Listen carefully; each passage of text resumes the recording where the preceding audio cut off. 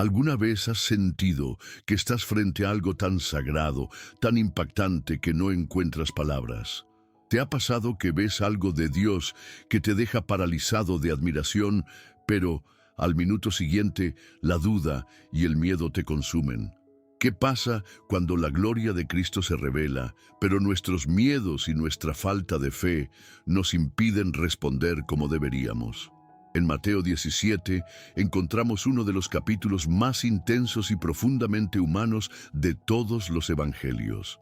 Y no lo digo solo por el evento espectacular de la transfiguración, sino porque este capítulo une lo divino con lo terrenal, lo glorioso con lo frágil. Vemos a Jesús brillar con la gloria celestial y minutos después vemos a los discípulos atrapados en la impotencia de no poder liberar a un niño. Vemos al Hijo de Dios hablando con Moisés y Elías y luego lo escuchamos anunciar una vez más que va camino a la cruz. Este capítulo es una montaña espiritual en muchos sentidos. Literalmente ocurre en un monte, pero también es un punto alto en la revelación de Jesús a sus discípulos. Por primera vez ven un atisbo de su verdadera naturaleza, de su divinidad sin velos.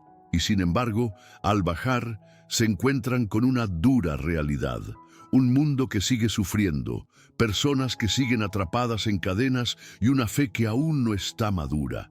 Este capítulo no fue escrito para impresionarnos con teología abstracta, fue escrito para confrontarnos, para mostrarnos que seguir a Jesús no es solo caminar detrás de un maestro, sino ser transformados desde adentro, para recordarnos que la verdadera fe no es teatral, sino sencilla, real, viva, del tamaño de una semilla de mostaza, que la gloria de Cristo es real, pero también lo es nuestra necesidad de crecer en fe, en obediencia y en comprensión. Aquí se nos muestra algo profundamente cierto. Es posible ver la gloria de Jesús y aún así batallar con la duda. Es posible oír la voz del cielo y al poco tiempo cuestionar nuestras decisiones. Es posible ser testigo de lo eterno y seguir tropezando con lo temporal. Pero, ¿qué significa todo esto para ti y para mí hoy?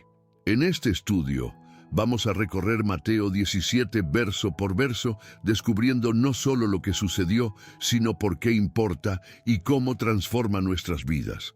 Vamos a ver qué representa realmente la transfiguración. ¿Por qué Jesús solo se llevó a Pedro, Jacobo y Juan? ¿Qué quiso decir el Padre cuando dijo, a él oíd? ¿Por qué los discípulos no pudieron echar fuera un demonio? ¿Qué tipo de fe es la que realmente mueve montañas? ¿Y qué nos enseña Jesús cuando paga un impuesto que no le corresponde? Estas no son solo preguntas teológicas, son preguntas que nos definen como seguidores de Cristo. Porque todos enfrentamos momentos donde nuestra fe es probada, donde parece que nuestras oraciones no funcionan, donde sentimos que le fallamos a Dios, aunque sabemos que le amamos. Y es precisamente ahí donde este capítulo se vuelve vital. No vamos a analizar este capítulo desde la teoría, sino desde la transformación, desde el corazón, desde la lucha real del creyente. Y si eres honesto, tú también has estado en ese monte y también has bajado para chocar con tu debilidad. Tú también has creído, pero has dudado. Has visto a Jesús, pero has temido. Has escuchado su voz, pero a veces has hecho lo contrario. Mateo 17 nos recuerda que no se trata de una fe perfecta, sino de una fe que se aferra. No se trata de nunca fallar, sino de aprender a depender. No se trata de tener todas las respuestas, sino de confiar en quien sí las tiene. Este estudio es para los que anhelan ver más de la gloria de Cristo, para los que quieren una fe que resista en el valle, no solo que se emocione en la cima, para los que necesitan recordar que Jesús no solo es glorioso en lo alto del monte, sino también presente en medio del caos, del fracaso y del silencio. Antes de seguir, Si este tipo de contenido te inspira y te ayuda a crecer en tu fe, te invito a suscribirte a nuestro canal y a activar la campanita.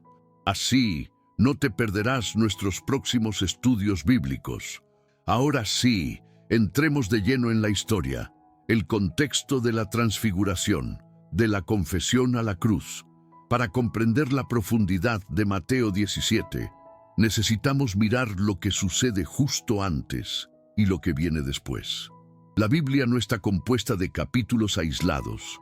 Cada parte está conectada en una gran narrativa que Dios reveló progresivamente. Mateo 17 se encuentra en un momento clave, tanto en el ministerio de Jesús como en la formación espiritual de sus discípulos. En Mateo 16, justo antes de la transfiguración, ocurre una de las confesiones más importantes de todo el Evangelio. Jesús pregunta a sus discípulos, ¿quién dicen ustedes que soy yo? Y Pedro, inspirado por el Espíritu Santo, responde con una declaración que cambia el rumbo. Tú eres el Cristo, el Hijo del Dios viviente. Mateo 16, 16.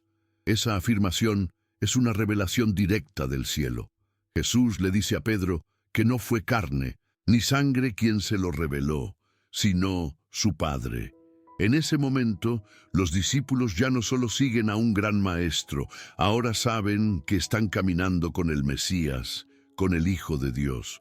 Pero, inmediatamente después de esta gloriosa confesión, Jesús comienza a enseñarles algo que les resulta chocante, que Él debe ir a Jerusalén, sufrir mucho, ser rechazado, ser muerto y resucitar al tercer día.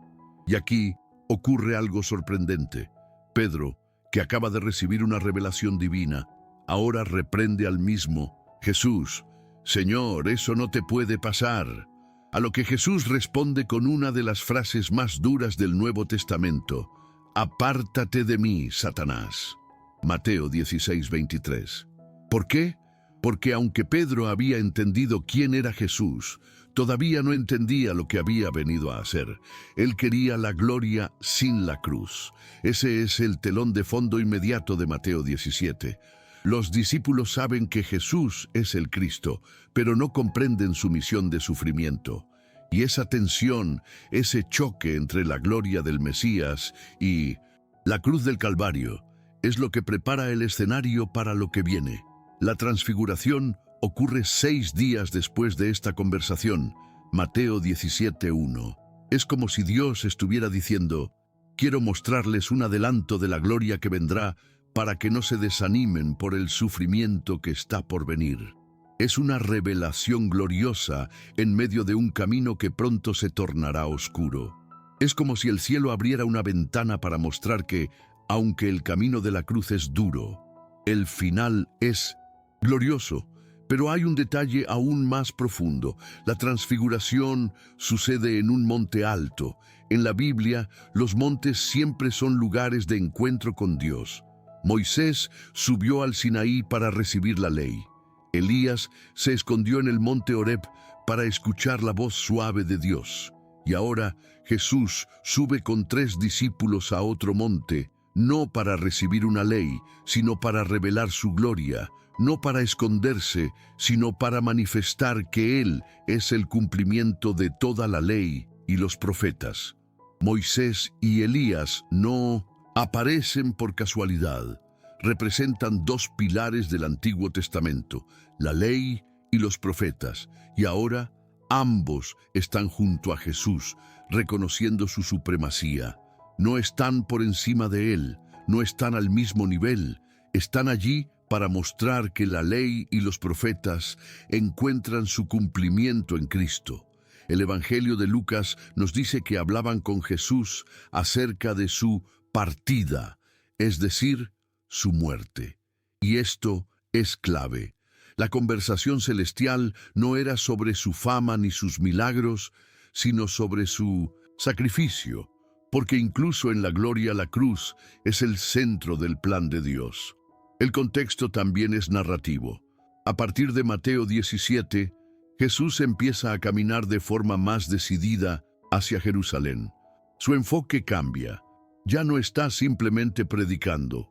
Ahora se está preparando para entregar su vida. Él sabe lo que viene, pero sus discípulos aún no lo entienden del todo. Esta revelación de gloria no es para que se queden allí en el monte, sino para fortalecerlos para lo que viene. La transfiguración no es un escape de la realidad, es una preparación.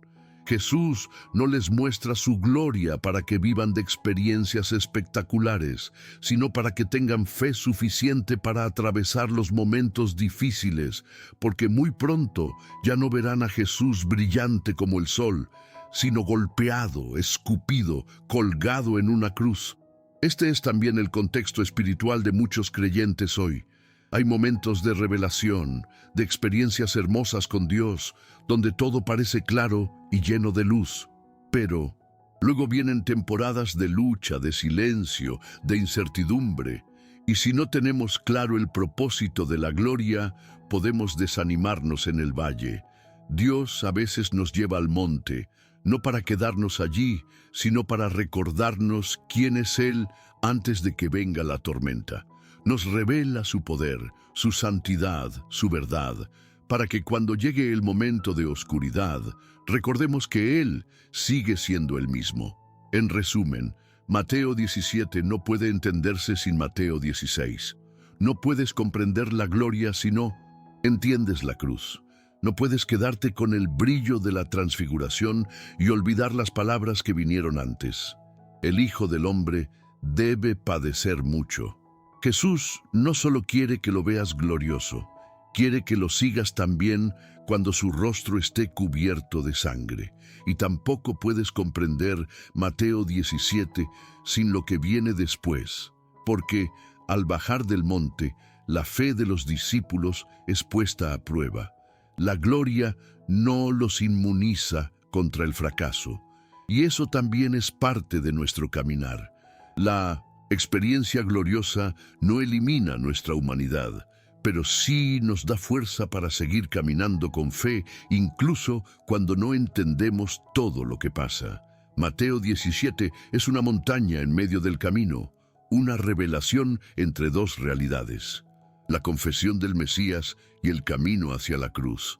Es una pausa divina donde el cielo se abre, la gloria se manifiesta y el Padre habla, no para entretener, sino para preparar. La transfiguración en el monte, la manifestación de su gloria. Presentador. 6 días. Después de la confesión de Pedro, Jesús toma consigo a Pedro, Jacobo y Juan y los lleva aparte a un monte alto. Y lo que ocurre allí es simplemente indescriptible. Mateo 17:2 nos dice que se transfiguró delante de ellos, su rostro resplandeció como el sol, y sus vestidos se hicieron blancos como la luz. Este no es un simple milagro, no es una visión, es una manifestación directa de la gloria de Cristo. Es como si por unos minutos Jesús dejara de ocultar su divinidad bajo su humanidad y permitiera que sus discípulos vieran quién es Él realmente, no como maestro, no como profeta, no como sanador, sino como el Hijo eterno de Dios, lleno de gloria, majestad y luz celestial. Pedro, Jacobo y Juan no sabían que estaban a punto de presenciar uno de los momentos más sagrados de la historia humana. No sabían que subir a ese monte sería como pisar Tierra Santa, pero ahí estaban, y lo que vieron los marcó para siempre. En ese momento aparecen Moisés y Elías hablando con Jesús. Esto no es solo un detalle simbólico. Moisés representa la ley, Elías representa a los profetas. Ambos son pilares del Antiguo Testamento, pero ahora ambos están junto a Jesús, reconociendo su supremacía. No están por encima de Él, no están al mismo nivel. Están allí para mostrar que la ley y los profetas encuentran su cumplimiento en Cristo. Y el Evangelio de Lucas nos dice que hablaban con Jesús acerca de su partida, es decir, su muerte. La conversación celestial no era sobre su fama ni sus milagros, sino sobre su sacrificio. porque incluso en la gloria, la cruz es el centro del plan de Dios. Y es entonces cuando Pedro, impactado y confundido, interrumpe con una propuesta humana. Señor, bueno es para nosotros estar aquí. Si quieres, hagamos aquí 3 enramadas, una para ti, otra para Moisés y otra para Elías. Mateo 17:4. Pedro quería quedarse allí, quería construir algo, quería establecer un lugar permanente para esta experiencia gloriosa. Pero, sin saberlo, estaba igualando a Jesús con Moisés y Elías. Estaba perdiendo el enfoque, y es en ese momento cuando Dios mismo interviene. Una nube de luz los cubre, y desde la nube se escucha una voz que dice: «Este es mi Hijo amado, en quien tengo complacencia, a él oíd». Mateo 17:5. ¡Qué declaración tan poderosa! Este momento no es solo para mostrar la gloria de Jesús, sino para afirmar su identidad directamente desde el cielo. El Padre no deja lugar a dudas. Este es mi Hijo, no un profeta más, no un mensajero, no un reformador. Es su Hijo y no cualquier hijo. Es el Hijo en quien tiene complacencia, y la instrucción es clara. A él oíd. Escúchenlo, obedézcanlo, pónganle atención. Él es la voz definitiva de Dios. Los discípulos caen rostro en tierra, llenos de temor. Y cómo no, están en la presencia del cielo abierto, de la gloria visible, de la voz del Padre. Pero aquí es donde vemos el corazón de Jesús. Él se acerca, los toca y les dice: «Levantaos y no temáis». Mateo 17:7. Este es el mismo Cristo que brilla como el sol, pero también el que toca con ternura al que tiembla, el que resplandece con gloria, pero se inclina para consolar. Es divino, pero también cercano, poderoso, pero compasivo. Cuando alzan sus ojos, dice el texto, no vieron a nadie, sino a Jesús solo. Mateo 17:8. Y ese versículo lo resume todo. Moisés ya no está. Elías ya no está. La nube se fue. La voz del cielo se ha silenciado y queda solo Jesús, porque Él es suficiente. Él es el centro. Él es la revelación suprema. Cuando todo se despeja, lo único que debe quedar es Jesús. Este evento tiene muchas implicaciones espirituales. Primero, nos muestra que la fe cristiana no está basada solo en enseñanzas morales o principios éticos. Está basada en una persona gloriosa, viva, divina, Jesucristo. Segundo, nos recuerda que la experiencia espiritual no siempre es permanente. Hay momentos de gloria, pero también tiempos de silencio. No vivimos en el monte, bajamos, y al bajar necesitamos recordar lo que vimos allí. Y tercero, nos enseña que ver la gloria no es el fin, sino el inicio de una mayor obediencia. La voz del Padre fue clara: a Él oíd. No es solo ver, es obedecer. No es solo admirar, es seguir. No es solo decir, qué glorioso eres, es decir también, guíame, Señor, aunque no entienda todo. La transfiguración fue un regalo para los discípulos, un momento de preparación para lo que vendría, porque muy pronto lo verían débil, arrestado, crucificado, y tendrían que recordar, Él no es solo un hombre más. Nosotros lo vimos, su rostro brillaba como el sol. Este recuerdo les daría fuerza cuando todo pareciera perdido. Hoy también necesitamos esos momentos de claridad espiritual, esas revelaciones que nos recuerdan quién es Jesús, porque hay días en que todo se nubla, días de dolor, de confusión, de preguntas sin respuestas.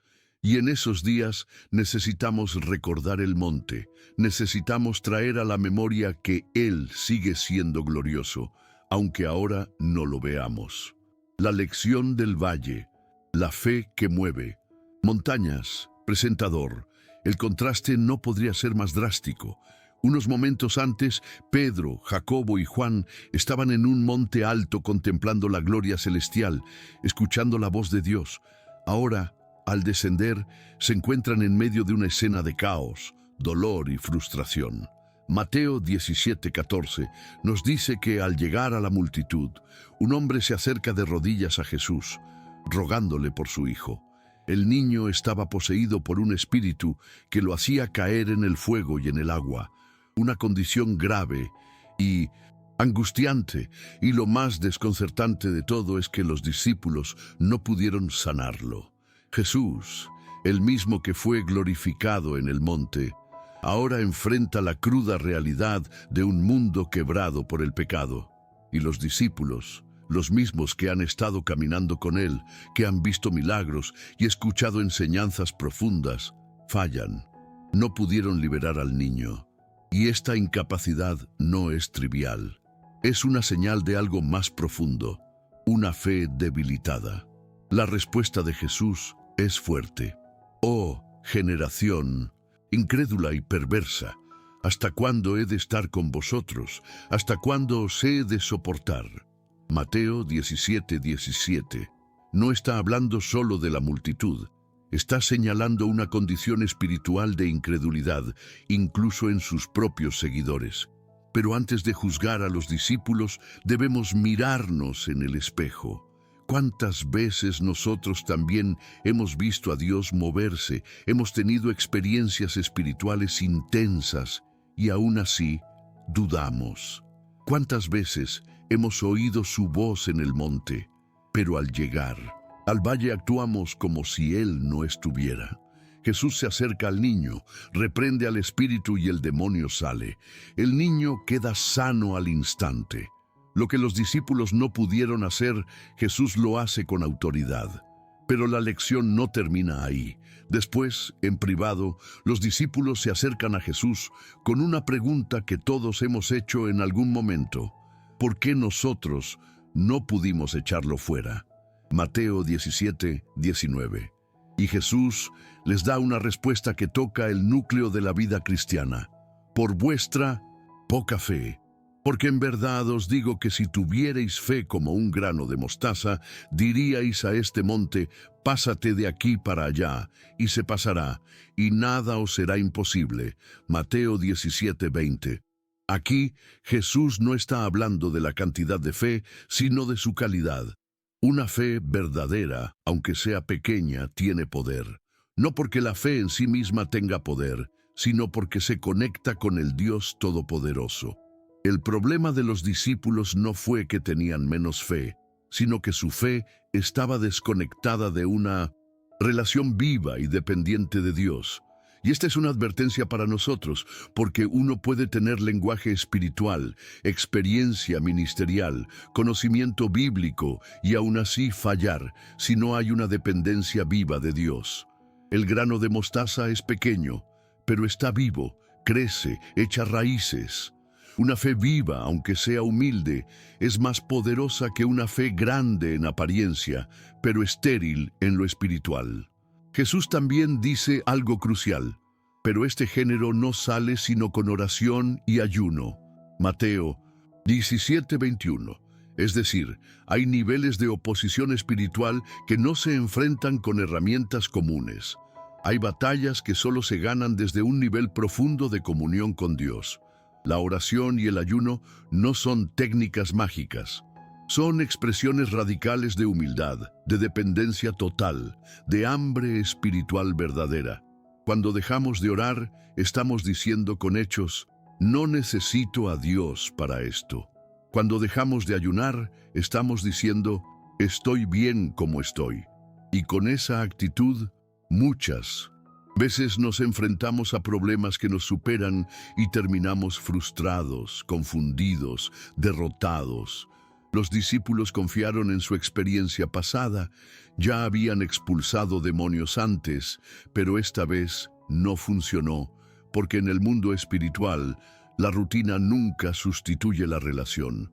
La dependencia nunca es automática, es intencional, diaria, viva. La iglesia necesita volver a la oración que quebranta, al ayuno que rompe cadenas, a la fe que depende, que se humilla, que reconoce su necesidad. No basta con haber visto la gloria en un retiro, en una predicación, en un momento de adoración. Si esa gloria no nos lleva a una mayor dependencia, no nos servirá en el valle. Y Jesús nos muestra que hay una gran diferencia entre creer que Dios puede y depender de que Dios lo haga. La fe no es una fórmula mágica para controlar a Dios, es un canal para rendirnos a su voluntad. Es decirle, Señor, no entiendo todo, pero confío en ti. Aunque no vea resultados ahora, sigo creyendo que tú eres fiel. El anuncio de la muerte y la provisión milagrosa. Presentador, después de todo lo que ha ocurrido, la transfiguración, el fracaso de los discípulos, la enseñanza sobre la fe, Jesús toma un momento con sus discípulos para hablar de lo que realmente está por venir, y lo hace de forma clara, sin parábolas. Mateo 17, 22, 23 dice, estando ellos en Galilea, Jesús les dijo, el Hijo del Hombre será entregado en manos de hombres, y lo matarán, mas al tercer día resucitará. Y ellos se entristecieron en Minositis, gran manera. Es un pasaje corto, pero es una bomba emocional y espiritual. Jesús no habla aquí de gloria, ni de milagros, ni de montes. Habla de traición, de muerte y de resurrección. Y lo más impactante es que ya lo había dicho antes, pero los discípulos todavía no lo comprenden del todo. No es solo que no entiendan con la mente, es que no pueden aceptar con el corazón que su Maestro, el Mesías, el que acaban de ver glorificado, diga que va a morir. Y eso nos revela una verdad muy humana. No importa cuánta gloria veamos, seguimos luchando con los planes de Dios que no encajan con nuestras expectativas. La frase será entregado en manos de hombres es profundamente intencional. Jesús no está hablando solo de una traición externa, sino de un plan soberano. Él no será capturado por accidente. Él se entregará voluntariamente. Nadie le quita la vida. Él la da. Él no es víctima. Él es el Cordero, el Redentor, el Salvador. Y aún así, los discípulos se entristecen en gran manera. ¿Por qué? Porque cuando uno ama a alguien, la idea de perderlo duele. Porque aunque Jesús había dicho que resucitaría, la palabra morir eclipsaba todo.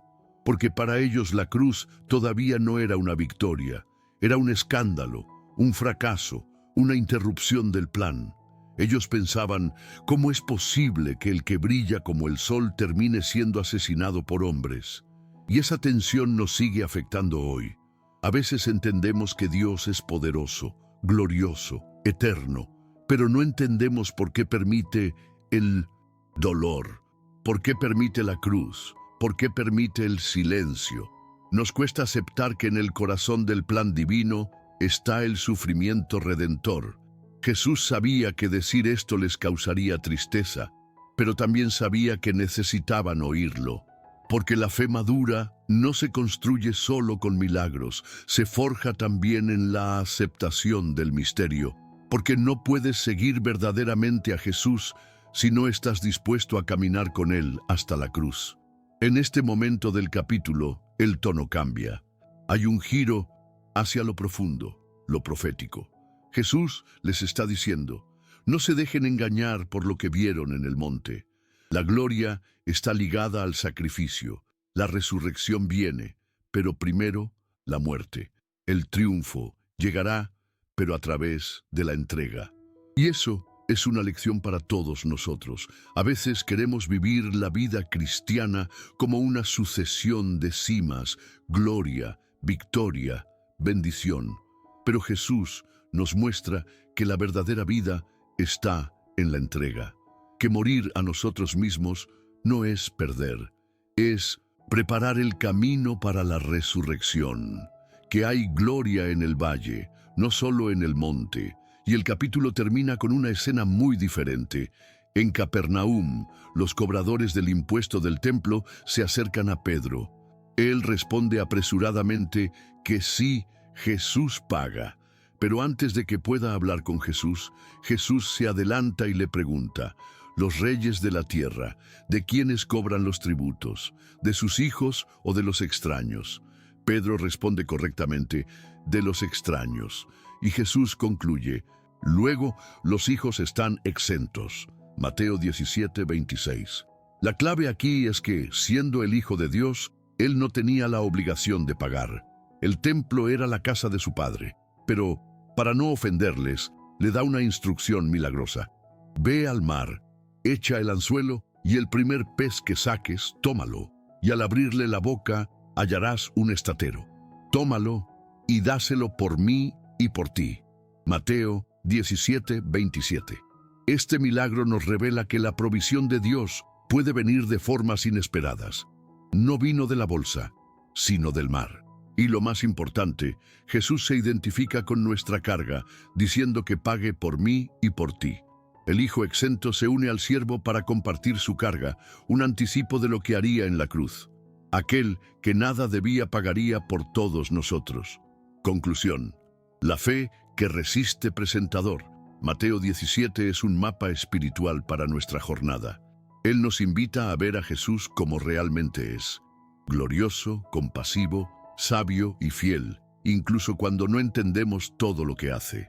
Vimos que Jesús brilla en el monte, pero también camina con nosotros en el valle, que su gloria no está separada de su cruz, y que los discípulos, con sus miedos, fallos y confusiones, se parecen mucho más a nosotros de lo que a veces queremos admitir.